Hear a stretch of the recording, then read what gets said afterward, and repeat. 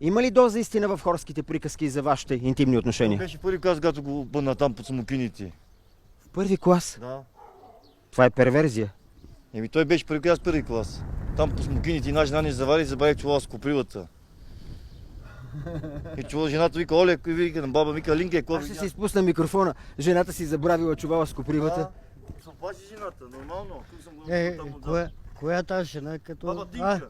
Аз не Оставете познавам. коя е жена. Баба Важното Тинка. е дали имало такава случка, когато сте били в първи клас. Тя жената не Първи клас, поне, знаете, че първи клас и она работа не може да стане. На първи клас. Искате да кажете, че сте били интимни в първи клас? Да.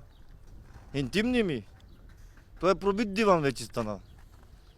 Ма първо нямаш право да ми правиш дрехите, аз не съм те чапил, аз съм те чапил, бе. Презни си поне един път, бе. Аз съм ти казал.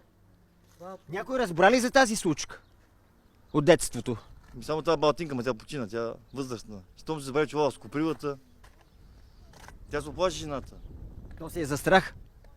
Ти един момент да беш коприва и някой да се надуби, няма ли спъне чувала с копривата? Не се ли изкушихте да повторите случката през годините? Не, много пъти ме е такова, ме изкушава, ама не искам. Не ви хареса или? Не. Питайте го него, отива на Курби, където в Пловдив, срещу автогарата, отива и курвата го вкарва в квартирата. И питайте го, отдупам се, вика 4 чипта, вика мъди. Не вика 2, ами 4 чипта мъди и от Пловдив до Ново село пеша си дойде. Това въобще не е верно. Да го осмисля. Той се навежда. Да. И гледа 4 чипта мъди. Вика не. Зад него? Да. Да разбирам, че Че- двама мъже са били в него едновременно. Да. Това не е верно въобще. Път. Големи рекорди. Не е верно това. А от кого имате тази информация? Кой ви го разказа? И той сам си го е казвал. Чисто гол от Но как го каза? За да се похвали или за да се оплаче? да се пофали и да се оплаче.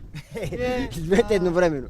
Значи, и където ходим там да хапнем и да пийнем, той си го казал сам.